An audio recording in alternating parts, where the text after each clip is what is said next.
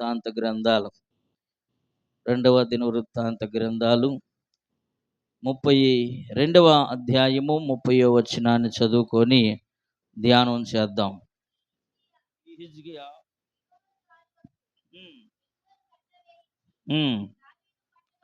దావీదు పట్టణపు పడమటి వైపునకు దాన్ని తెప్పించెను. హిజ్కియా తాను పూనుకొనిన సర్వ ప్రయత్నముల యందు వృద్ధి పొందెను. చాలు, ఈ మాట అండర్లైన్ చేసుకోండి. హిజ్కియా తాను పూనుకొనిన సర్వ ప్రయత్నములందు వృద్ధి పొందెను. ఈరోజు మన ధ్యానాంశం కొరకు ఈ మాటను మనం ధ్యానం చేయబోతున్నాం. హిజ్కియా ఒక యవన ప్రాయంలోనే దేవుడు ఆయన్ని రాజుగా నిలబెట్టుకున్నాడు. ఇంచుమించుగా 22 సంవత్సరాల ప్రాయంలోనే దేవుడు హిజ్కియాని రాజుగా నిలబెట్టుకొని, చూడండి 29వ అధ్యాయం, హిజ్కియాలను ఆరంభించినప్పుడు 25 ఏండ్ల వాడై 29 సంవత్సరములు యెరూషలేములో ఏలుబడి చేసెను. చూడండి, చాలా చిన్న వయసు. చిన్న వయసు నుంచి కూడా దేవుడు హిజ్కియాని ఎన్నిక చేసుకొని ఏలుబడి చేయడానికి, దేవుని బిడ్డలను ఇశ్రాయేలు ప్రజలను ఏలుబడి చేయడానికి ఒక రాజుగా నియమించుకున్నాడు. అయితే ఈయన చాలా మంచి భక్తిపరుడు. ఒకానొక సమయంలో మరణకరమైనటువంటి రోగం వచ్చినప్పటికీ గోడ తట్టు తిరిగి ప్రార్థన చేశాడు. దేవుడు అతన్ని స్వస్థపరిచి 15 సంవత్సరాల ఆయుష్నిచ్చిన గొప్ప వ్యక్తి, ప్రార్థనా పరుడు. ఇలాంటి ప్రార్థనా పరుడు హిజ్కియాని గురించి రాత్రికి ఉదయకాల సమయంలో మనము ధ్యానం చేస్తున్నాం. హిజ్కియా తాను పూనుకొనిన సర్వ ప్రయత్నములందు వృద్ధి పొందాను. మనము కూడా ఎన్నో ప్రయత్నాలు చేస్తూ ఉంటాం. ఉద్యోగ ప్రయత్నాలు చేస్తూ ఉంటాం, వ్యాపార ప్రయత్నాలు చేస్తూ ఉంటాం, వివాహ ప్రయత్నాలు చేస్తూ ఉంటాం, ఇల్లు కట్టుకోవాలన్న ప్రయత్నాలు చేస్తూ ఉంటాం. కొంతమంది చెప్తూ ఉంటారు, ప్రార్థన అవసరతలో చాలా కాలం నుంచి ఇల్లు కట్టుకోవాలనుకుంటున్నామండి, ఆ పని అవ్వట్లేదు. మా పిల్లలకి వివాహం చేయాలనుకుంటున్నాం, ఆ పని అవ్వట్లేదు. ఉద్యోగ అవకాశాల కోసం తిరుగుతున్నాం, ఆ పని అవ్వట్లేదు. ఈరోజు ప్రభు మనతో ఈ ఉదయకాల సమయంలో మాట్లాడుతున్న మాట ఏంటంటే, ఇదిగో నువ్వు పూనుకొనిన సర్వ ప్రయత్నంలో దేవుడు నిన్ను వృద్ధి పొందించునుగాక. నువ్వు ఏదైతే పూనుకుంటున్నావో పనిలో, ఒక పని నిమిత్తం బయలుదేరుతున్నావు, ఒక వ్యాపారం నిమిత్తం బయలుదేరుతున్నావు, నీవు పూనుకొనిన ప్రతి పనిలో కూడా దేవుడు నిన్ను వృద్ధి కలిగించునుగాక. చాలా ప్రయత్నాలు చేసి అలసిపోయిన వారు ఉంటారు. ఎవరికైనా ఆశ ఉంటుంది, వృద్ధి పొందాలి, వర్ధిల్లాలి, అభివృద్ధి చెందాలి, ఆశీర్వదించబడాలి. ఆశ లేని వారు ఎవరో కూడా లేరు. ప్రతి ఒక్కరూ మానవునిగా పుట్టిన ప్రతి ఒక్కరికి కూడా ఏదో ఒక ఆశ, మనసులో ఏదో ఒక కోరిక. మనం కూడా కొంచెం సొంత ఇల్లు కొనుక్కుంటే బాగుంటుంది కదా, అద్దులు కట్టలేకపోతున్నాం, ఈ పనులు చేయలేకపోతున్నాం, ఒక మంచి పని ఉంటే స్థిరమైన పని బాగుంటుంది కదా, లేకపోతే మంచి వివాహం చేస్తే బాగుంటుంది కదా. ఇలాగా ఆశ లేని వారు అంటూ ఎవరు ఉండరు. ప్రభు సన్నిధిలో ప్రభు మనకి అవన్నీ కూడా అనుగ్రహించునుగాక. ఒకసారంట ఒక చిన్న విషయం చెప్పి, యథార్థంగా జరిగిన ఒక సంఘటన మీ ముందుంచి మనం ముందుకు వెళ్దాం. ఒకానొక సమయంలో ఒక గ్రామంలో కుటుంబం ఉంది, ఉమ్మడి కుటుంబం ఉంది. ఒక తండ్రికి 4 పిల్లలు ఉన్నారు, కొడుకులు. ఆ తండ్రి కొంచెం పూర్వకాలం కాబట్టి బాగా పొలాలు, బంగారం, పశువుల్ని సంపాదించి పెట్టాడు. ఇక తండ్రి కాలం చేశాడు, తండ్రి టైం అయిపోయింది, ఇక పిల్లల టైం వచ్చింది. 4 కొడుకులు కదా, 3 కూడా వారు వ్యవసాయమే చేసుకుంటూ బ్రతికేవాళ్ళు. ఎందుకంటే వారికి చదువు లేదు కాబట్టి వ్యవసాయ పనుల్లో నిమగ్నం అయిపోయి వారికి ఉన్న పంట పొలాలని బాగు చేసుకుంటూ, పంటలు పండించుకుంటూ, అలాగే వ్యవసాయం పాడి పంటలను కూడా సరి చేసుకుంటూ బ్రతికేవాళ్ళు.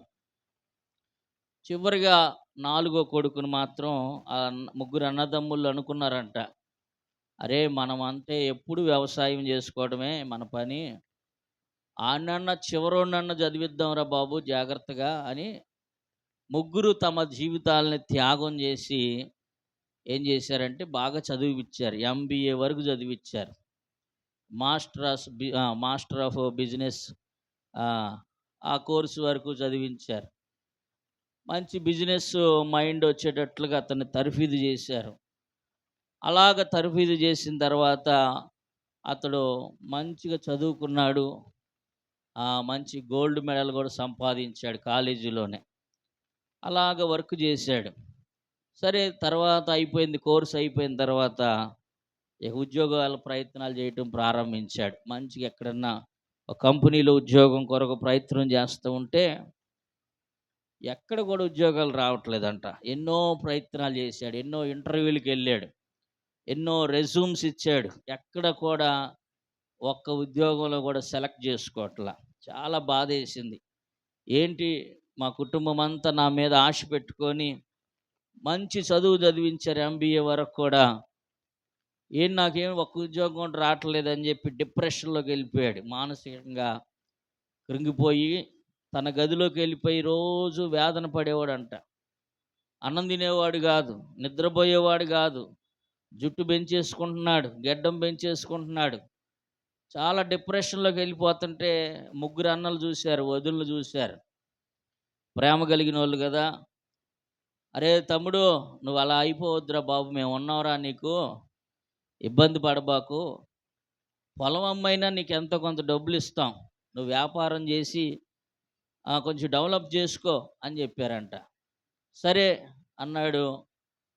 పొలం అమ్మేసి డబ్బులు తమ్ముడి చేతిలో పెట్టారు. మొత్తం వ్యాపారం చేశాడు, దుర్వ్యాపారం చేసుకొని మొత్తం పాడు చేసాడు. డబ్బులన్నీ అయిపోయినాయి, ఏ రూపాయి సంపాదించాల. మరలా డిప్రెషన్లోకి వెళ్ళిపోయాడు. అన్నలు మళ్ళా చూశారు తమ్ముడిని బాగా ప్రేమగా, అయ్యో సరేలే ఒకసారి అంటే సహజంగా ఓడిపోతూ ఉంటారు దేంట్లో అయినా సరే, అరే బంగారం కూడా ఉంది, ఇది అమ్మేసుకొని వ్యాపారం చేయరా బాబు అని చెప్పారంట. మళ్ళా బంగారం పెట్టి డబ్బులు తెచ్చుకొని వ్యాపారం చేశాడు. మళ్ళా అపజయమే, విజయం లేదు. మూడోసారి మళ్ళీ డిప్రెషన్లోకి వెళ్ళిపోయాడు. ఆ పాడి పశువులు కూడా అమ్మేశారు. అమ్మేసి ఆ యవనస్తుడికి డబ్బులు ఇచ్చారు. అయినా వ్యాపారంలో ఎక్కడ కూడా మెరిట్ కనపడతల, లాభాలు లేవు, అన్ని నష్టాలే వస్తూ ఉన్నాయి. ఇక చివరికి ఆలోచించారంట, బాబు నీకో దండం, నీకు ఎన్ని డబ్బులు ఇచ్చాం, పొలం అమ్ముకున్నాం, బంగారం అమ్ముకున్నాం, పశువులు అమ్ముకున్నాం, ఇక మిగిలింది ఇల్లే, కాబట్టి నువ్వు ఏదన్నా దారి చూసుకోరా బాబు, నిన్ను మేము భవిష్యత్తులో బాగు చేయలేము, నీ ప్రయత్నాలన్నీ కూడా విఫలమైపోతున్నాయి కానీ సఫలం అవ్వట్లేదు, ఇంత ఎవరిస్తారు నీకు పుషింగ్ అని చెప్పి వదిలేశారు. మళ్ళీ డిప్రెషన్లోకి వెళ్ళిపోయాడు యవనస్తుడు. తన స్నేహితులు కలిశారంట. స్నేహితులు కలిసి, అరే నువ్వు ఎందుకు అలాగా డిప్రెషన్లోకి వెళ్ళిపోతున్నావు, రా మాతో పాటు బయటికి తీసుకెళ్తావు అని చెప్పి అలాగా బయట తిప్పుతూ ఉన్నారు. తిప్పుతుంటే ఎక్కడో జాతకాలు చెప్పేవాళ్ళు కనపడ్డారంట. వెళ్ళి ఎమ్మటనే చిలక జోస్యం చెప్పించుకున్నాడు. ఇదిగో ఈ 10 రోజుల్లో నీకు ₹1,00,00,000 వస్తాయి అని చెప్పారంట చిలక జోస్యంలో. అక్కడ చూస్తేనేమో అమ్ముకున్నాయే కనపడుతున్నాయి కానీ వచ్చిన లాభాలు ఏం కనపడతలా. ఆస్తులు అమ్ముకున్నాడు, పొలాలు అమ్ముకున్నాడు, బంగారం అమ్ముకున్నాడు. చిలక జోస్యం మాత్రం ఏం చెబుతుందంటే నీ ₹1,00,00,000 వస్తాయి ఈ నెలలో అని చెప్పగానే ఎక్కడో ఆశ పుట్టింది మళ్ళీ.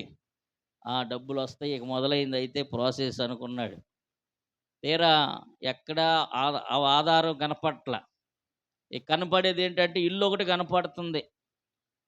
అలా అన్నయ్య వాళ్ళ దగ్గరికి వెళ్ళాడంట, అన్నయ్య ఈ ఇల్లు కూడా అమ్మండ్రా, ఇల్లు కూడా అమ్మేసి నాకు ఇవ్వండి, వ్యాపారం చేస్తే ఈసారి మాత్రం గట్టిగానే వస్తాయి లాభాలు, అందరం పంచుకుందామంటే వాళ్ళు అన్నారంట, పొర్రపాటును కూడా నీకు ఇచ్చే ప్రసక్తి లేదు, ఉంటే ఉండు, వెళ్ళిపోతే వెళ్ళిపో. ఇక లోపలికి వెళ్ళి ఆలోచన చేస్తున్నాడు, ఎట్టాగ సంపాదించాలి డబ్బులు. ఒక ఆలోచన వచ్చింది, దురాత్మ ఒక ఆలోచన పెట్టిందంట, ఏమి లేదు వెళ్ళి పురుగుల మందు కొనుక్కురా, వాళ్ళు తినే ఆహారంలో కలిపేసి, ఇవన్నీ అపవాదిగాడిచ్చే ఆలోచనలు అన్నమాట. అందరూ పోతారు, నీకొక్కడికి ఆస్తి మిగిలిపోద్ది, నువ్వు వ్యాపారం చేసుకో అని ఎవడో సలహా ఇచ్చాడంట. ఆడలాగే చేసి మొత్తం కుటుంబం అంతటిని కూడా చంపేశాడు.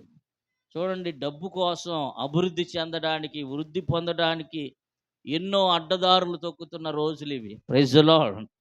డబ్బు సంపాదించడానికి కుటుంబంలో తల్లిదండ్రులను కూడా చంపేసి అంత కిరాతకంగా తయారయ్యారు. ఆస్తులు సంపాదించడానికి ఆళ్ళ తాతల ఆస్తులు, తండ్రుల ఆస్తులు వారు కూడబెట్టుకోవడానికి ఇంట్లో ఉన్న తోబుట్టువులను కూడా చంపే అంత క్రూరత్వం ఉన్న దినాలివి. ఇంత భయంకరమైన దినాల్లో ప్రభు మాట్లాడుతున్న మాట, ఇగో పూనుకొనిన సర్వ ప్రయత్నములందు దేవుడు నీకు వృద్ధి పొందించునుగాక. నువ్వు ఏ ప్రయత్నాలు చేస్తున్నావో, ఏ అడ్డదారులు తొక్కవసరలా, ఏ అడ్డదారుల్లో నువ్వు ప్రయాణం చేయవసరలా, ఎవరిని చంపవసరలా, ఎవరితో చంపించుకోవాల్సిన అవసరం కూడా లేదు. ఒక 3 సూత్రాలు చెప్తా బైబిల్ గ్రంథంలో నుంచి. Praise the Lord. ఎలాగ వృద్ధి పొందుతాం, ఎలాగ వర్ధిల్లుతాం, ఒక 3 సూత్రాలు బైబిల్ గ్రంథంలో చక్కగా మనము ధ్యానం చేసి సమయం ఉంటే హిజ్కియాను గురించి కూడా ఒక 2-3 విషయాలు మీకు జ్ఞాపకం చేస్తాను. చూడండి, మొట్టమొదటి మాట, మనము వృద్ధి చెందాలి అంటే ఏం చేయాలి? మొట్టమొదటి మాట మీకు అందుకే చెప్పా, మీరెవరు వినరు.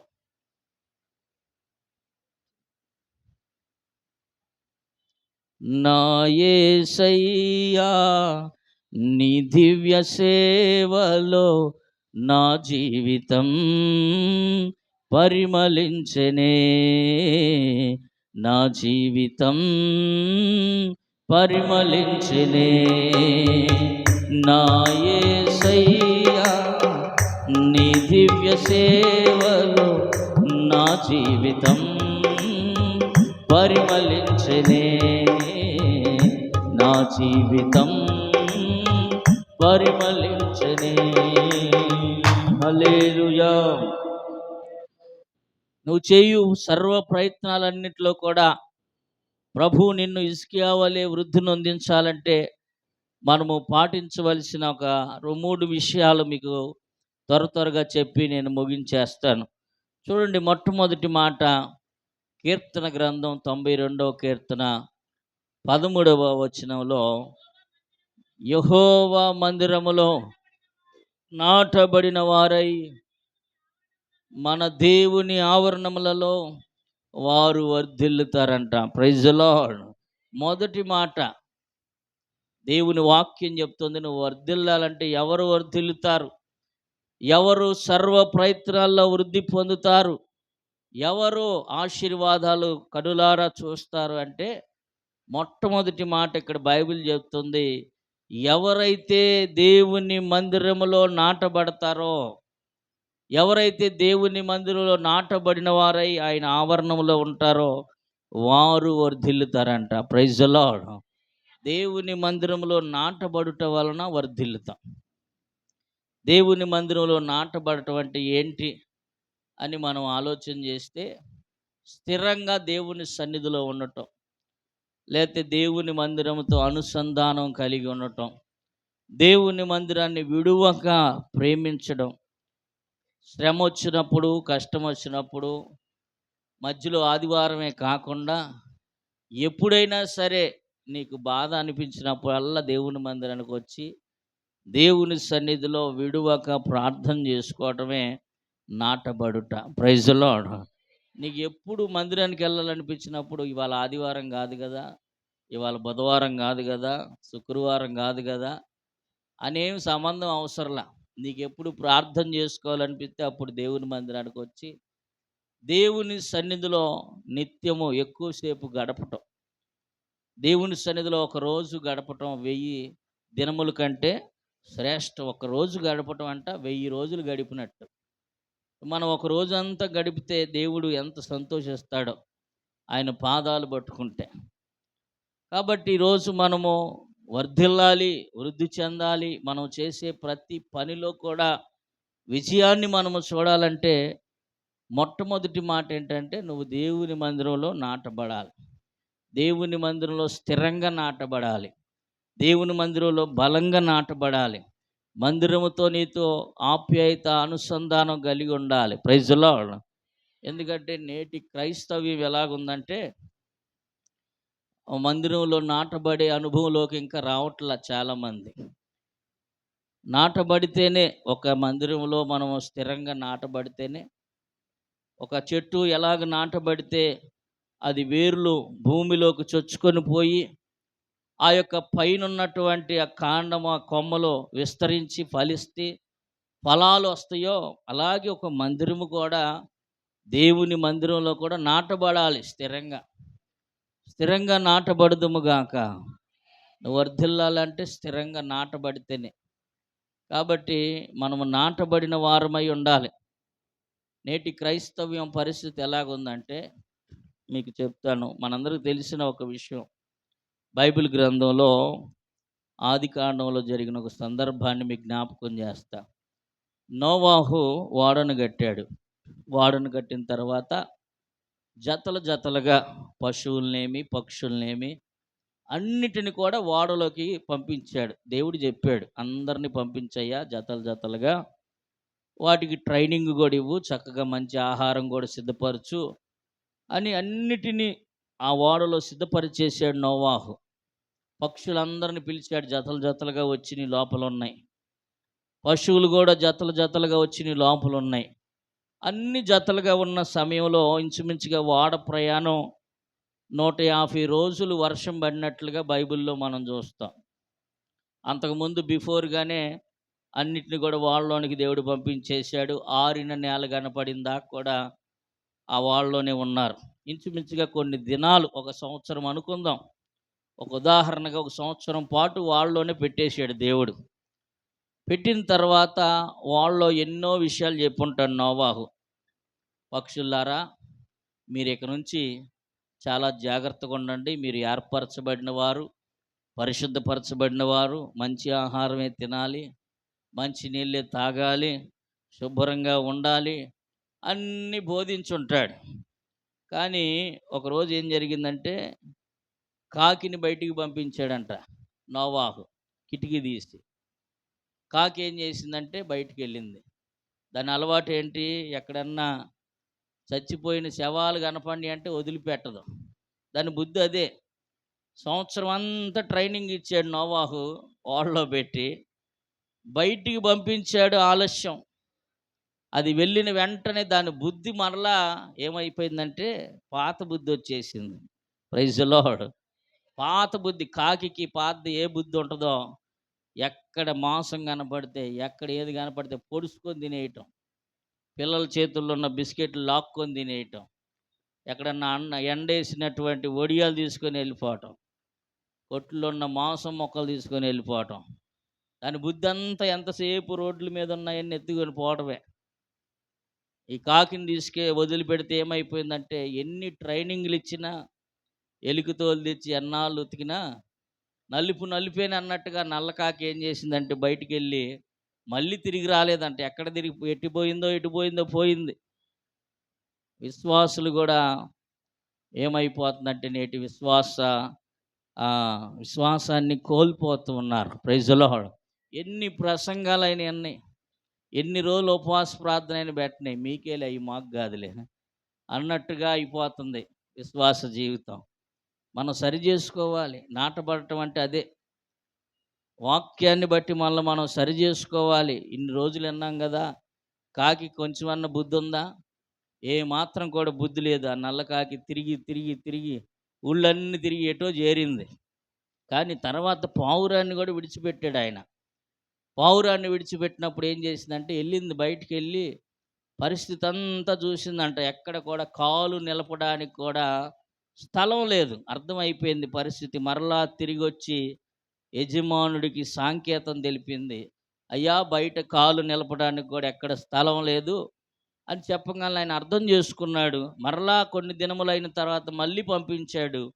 అది అప్పుడు ఒలీవ మొక్కను కొమ్మను తీసుకొని వచ్చి ఆయనకి చూపించింది. అంటే దాని యొక్క సాంకేతం ఏంటంటే భూమి ఆరింది, మొక్కలు కూడా మొలుస్తున్నాయి, పరిస్థితి అంతా కూడా బాగానే ఉంది అని ఒక అర్థం ఇచ్చేటట్లుగా ఒక సంకేతాన్ని తీసుకొని వచ్చింది. ఈరోజు మనము కూడా మరి దేవుని కొరకు ఒక మంచి సంకేతాన్ని తీసుకొస్తున్నామా? ఆ మేలులు పొందుకున్న తర్వాత ఇక మన దారి పట్టుకొని మనం వెళ్ళిపోయేలాగా ఉన్నామా? మనం ఒక్కసారి జ్ఞాపకం చేసుకోండి. ఈ మందిరంలో ఎంతోమంది ఎన్నో మేలులు పొందారు. ఎన్నో అపాయ స్థితిలో వచ్చారు. వారిని దేవుడు బాగు చేశాడు, ఉద్యోగాలు ఇస్తాడు, గర్భఫలాన్ని ఇచ్చాడు.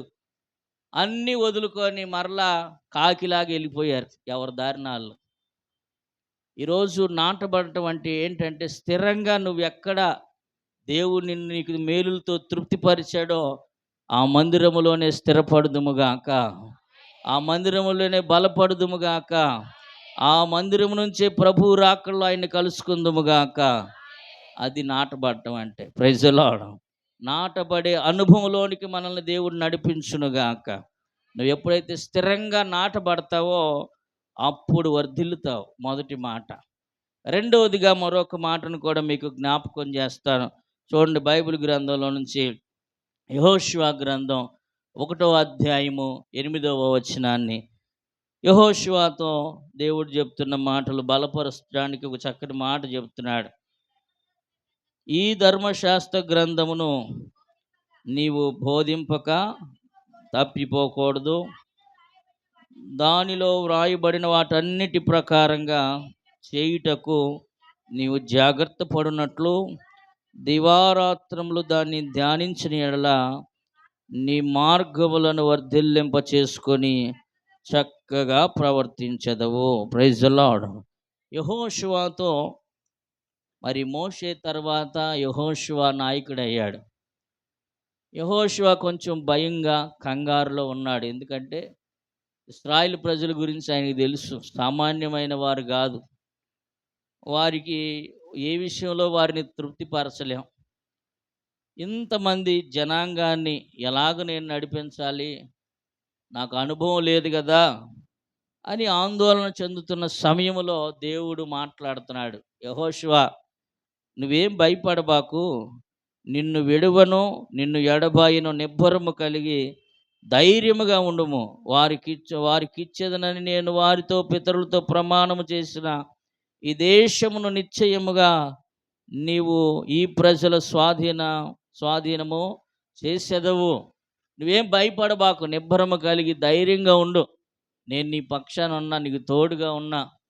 మోషేకి లోబడినట్లుగానే, మోషే మాట వినినట్లుగానే ఈ ప్రజలు కూడా నీ మాట విందురుగాక అని దేవుడు మాట్లాడుతూ అంటాడు. అయితే యెహోషువ, నువ్వు చేయాల్సిన పని ఏంటంటే, నువ్వు ఈ ధర్మశాస్త్ర గ్రంథాన్ని నువ్వు బోధింపక తప్పిపోకూడదు. ఈ ధర్మశాస్త్రంలో వ్రాయబడిన వాటన్నిటి ప్రకారము చేయుటకు నీవు జాగ్రత్త పడినట్లుగా దివారాత్రములు దాన్ని ధ్యానించిన యెడల నీ మార్గములన్నిటిలో కూడా నువ్వు వర్ధిల్లుతావు. Praise the lord. ధర్మశాస్త్రాన్ని బోధించడము, ధ్యానించడము, అనుసరించడం. మనకు అర్థమయ్యే ఒక్క మాటలో చెప్పాలంటే, వాక్యాన్ని మనము ప్రతి దినము ధ్యానం చేయాలి. వాక్యాన్ని అనుసరించాలి. వాక్యం చదివి పక్కన పెట్టేయడం కాదు. చాలామంది బైబిల్ ఎక్కడ ఉంటుందంటే వారం అంతా కూడా అటక మీద ఉంటుంది. ఇప్పుడు కొంచెం ఇంకా అప్డేట్ అయ్యి తల కింద పెట్టుకుంటున్నారు. దిండి కింద పెట్టినంత మాత్రాన్ని నువ్వు చదివినట్టు కాదు. బీరువాలో జాగ్రత్తగా పేపర్ నలక్కోకుండా, ఒక గీత గీయకోకుండా దాచుకున్నంత మాత్రాన చదువుకున్నట్టు కాదు. Praise the Lord. వాక్యాన్ని ఎప్పుడు చదవాలి. ప్రతిరోజు ఎంతో కొంత నీకున్న సమయాన్ని బట్టి కొంచెం సేపు అయినా దేవుని వాక్యాన్ని చదవాలి. చదవలేని వాళ్ళు వినాలి. దేవుని వాక్యాన్ని విని ఆ వాక్యానుసారంగా మన జీవితాలు మార్చుకుందుముగాక.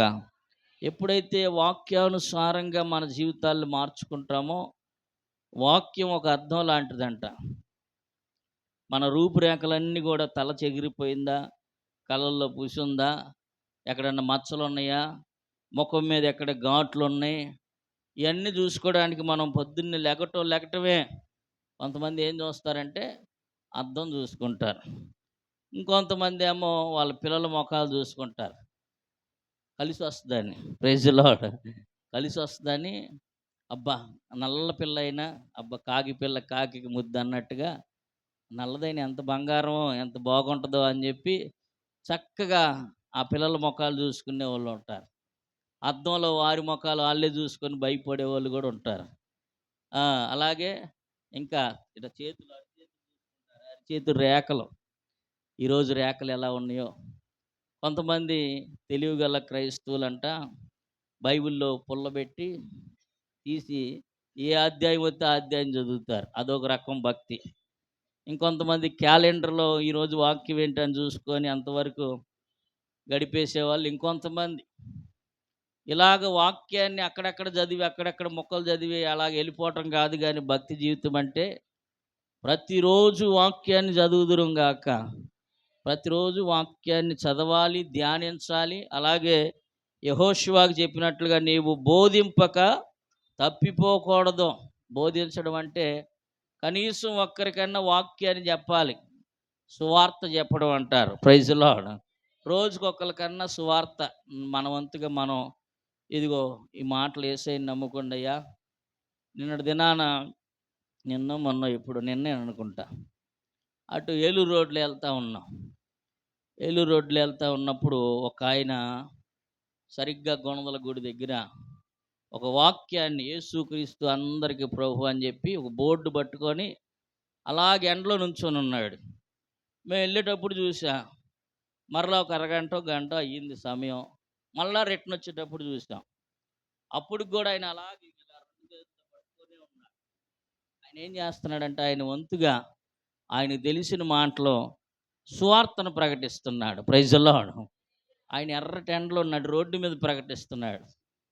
మిమ్మల్ని అంత ఇబ్బంది పెట్టట్లేదు. మీరు చేయాల్సింది ఏంటంటే మీ తోటి వారికి 4 మాటలు రండి, మందిరానికి రండి, యేసయ్యని నమ్ముకోండి అని సువార్తను చెప్పడమే నువ్వు బోధించడం అంటే. కనీసం ఈచ్ వన్ క్యాచ్ వన్ అని ఒక స్లోగన్ ఉంది. ఒక్కొక్కళ్ళని తీసుకురావాలంట మందిరానికి. Praise the Lord. నిన్నే చాలా మంది రాల. 3 రోజులు ఉపవాస ప్రార్థన పెట్టి కడుపులు కట్టుకొని అందరికి భోజనాలు వండితే వర్షం పడిందని సగం మంది మానేశారు. చూడండి ఎంత దారుణం అంటే దారుణాతి దారుణం. Praise the Lord. దేవుడే మిమ్మల్ని క్షమించునుగాక. అది. కాబట్టి మనం ఎప్పుడు కూడా దేవుని మందిరాన్ని విడిచిపెట్టకూడదు. నాటబడితే వర్ధిల్లుతాం. దేవుని మందిరంలో నాటబడితే వర్ధిల్లుతాం. రెండోదిగా వాక్యాన్ని ధ్యానించి అనుసరించడం వల్ల కూడా మనం వర్ధిల్లుతాం. ఇశ్రాయేలు దేశాన్ని ఒక ఆయన పరిపాలిస్తున్నాడు ఇప్పుడు. ప్రధానమంత్రి బెంజమిన్ నెహమ్యా.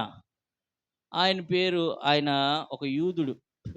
చూడండి ఆయన ఒకరోజు ఇంటర్వ్యూ చేస్తూ ఉన్నారు. కొంతమంది ఇంటర్వ్యూ చేస్తూ ఉన్నప్పుడు అసలు మీ చరిత్ర ఏంటంటే మీ పుట్టు పూర్వోత్తరాలు ఏంటి అని అడిగారు. అడిగితే ఆయన చెప్పాడు, మాది ఒకప్పుడు చాలా భయంకరమైన కఠినమైన కుటుంబము.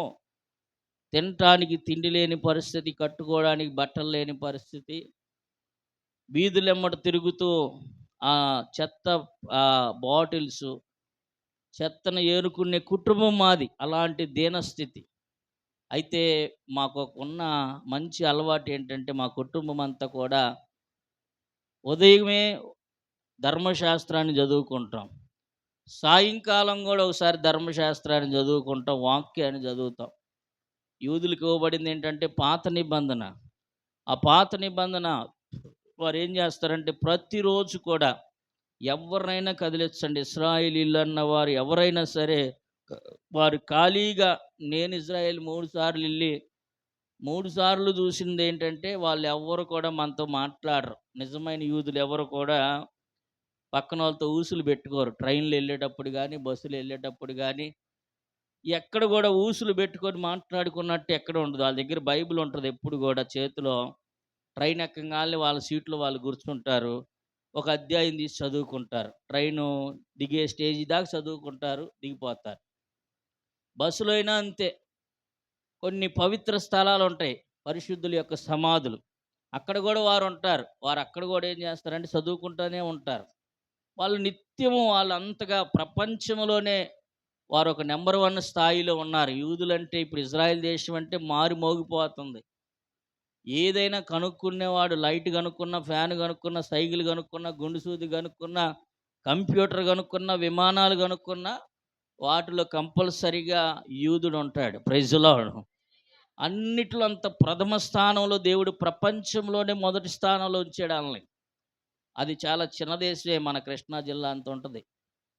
అలాంటి చిన్న దేశాన్ని 12 దేశాలు ఇప్పటికి హతమార్చాలని ప్రయత్నం చేసిన ఇశ్రాయేలును కాపాడువాడు కునుకడు, నిద్రపోడు. వారికి ఉన్న ఒకే ఒక్క మంచి లక్షణం చెప్తున్నా మీకు. వారు నిరంతరము కూడా వాక్యాన్ని ధ్యానం చేస్తారు. Praise Lord. వారి ఖాళీ సమయం దొరికినప్పుడల్లా వాక్యం చదువుకుంటారు. కీర్తన మొదటి కీర్తనలో కూడా అదే మాట ఉంటుంది. దివారాత్రులు దాన్ని ధ్యానించువాడు ధన్యుడు, అతడు నీటి కాలువల యోరన నాటబడిన వాడై ఆకు వాడక తన కాలమందు ఫలమిచ్చే చెట్టులాగా ఉంటాడు. వింటున్నాం ఎన్నోసార్లు ఈ కీర్తన, ఒకటో కీర్తన చదివేశాం. కానీ ఆకు వాడక ఫలమిస్తున్నామా? వర్ధిల్లుతున్నామా? మనం చేసే ప్రయత్నాల్లో సఫలం వస్తుందా? ఎందుకు రావట్లేదంటే మనం వాక్యాన్ని సరిగ్గా ధ్యానించట్లా, అనుసరించట్లా. ఈరోజు నుంచి ఒక తీర్మానం తీసుకుందాం, వాక్యానుసారంగా మనము జీవించుదుముగాక. మూడవదిగా మరొక మాటను కూడా మీకు జ్ఞాపకం చేస్తాను. యోబు గ్రంథం 8వ అధ్యాయము 5, 6 వచనాల్లో ఇంకొక చక్కని మాట. వర్ధిల్లాలంటే నీవు జాగ్రత్తగా దేవుణ్ణి వెతికిన ఎడల సర్వశక్తుని దేవుని బ్రతిమాలు కొనిన ఎడల నీవు యథార్థవంతుడైన ఎడల ఆయన నీ యందు శ్రద్ధ నిలిపి నీ నీతికి తగినట్లుగా నీ నివాస స్థలములను వర్ధిల్లింపచేయును. Praise the lord. ముందు ఏం చేయాలంటే మనం వర్ధిల్లాలంటే నువ్వు జాగ్రత్తగా దేవుణ్ణి వెతకాలి, జాగ్రత్తగా ఆయన్ని బ్రతిమలాడుకోవాలి.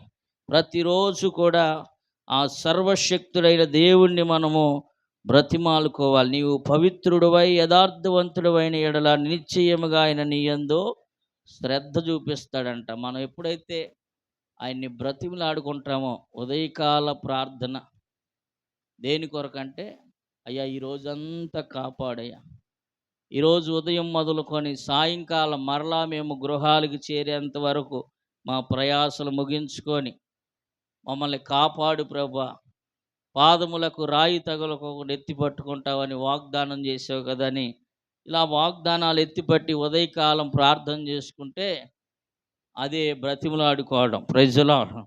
మనం ప్రతిరోజు ప్రభువుని బ్రతిమలాడుకోవడం. మనం ఎంత ప్రార్థన చేస్తామో ఒకవేళ ఆ ఫలాన్ని మనం అనుభవించకపోవచ్చు, మన పిల్లలు ఆ ప్రతిఫలాన్ని అనుభవిస్తారు. వాళ్ళు ఆ ప్రార్థన దీవెనలో మన పిల్లలకు ఉంటుంది. మన పిల్లలు ఆ ప్రార్థన ఆశీర్వాదాలు వారు అనుభవించుదురుగాక.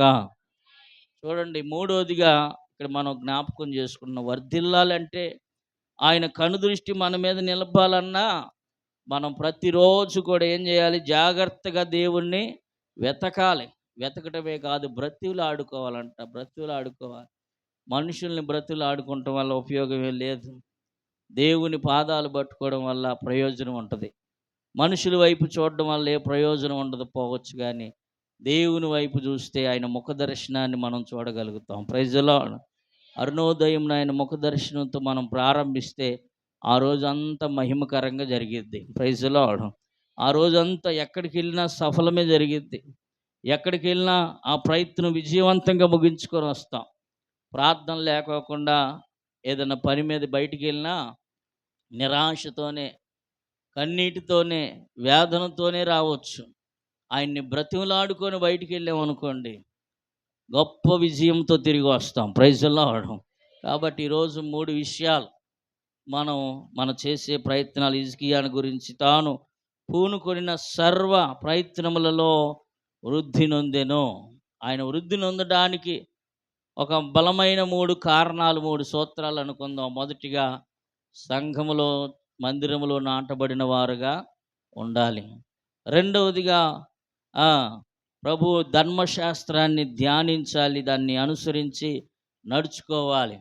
మూడవదిగా ఇదిగో ఆయనతో సహవాసం చేస్తూ ఆయన్ని బ్రతిమలాడేవారిగా, ఆ బ్రతిమలాడుతూ ఉన్నప్పుడు, ఆయన్ని గోజాడుతూ ఉన్నప్పుడు మాటి మాటికి ఒక ఆవిడెళ్ళి ఆ అన్యాయస్తుడైన న్యాయాధిపతిని బ్రతిమలాడినట్టుగా, శోధించినట్లుగా యేసయ్య పాదాలు పట్టుకొని మనం కూడా మాటి మాటికి విడిచిపెట్టుకోకుండా బ్రతిమలాడుకున్నప్పుడు నిశ్చయముగా ఆయన మన నివాస స్థలాలను వర్ధిల్లింప చేయునుగాక.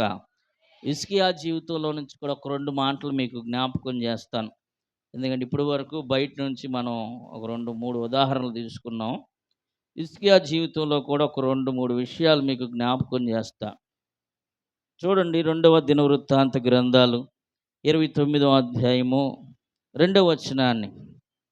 అతడు తన పితరుడగు దావీదు చర్యలన్నిటి ప్రకారంగా యెహోవా దృష్టికి యథార్థంగా ప్రవర్తించాడు. హిజ్కియా చేసిన పని ఏంటంటే, ఆయన యెహోవా దృష్టికి యథార్థంగా ప్రవర్తన చేశాడు, మొదటిది.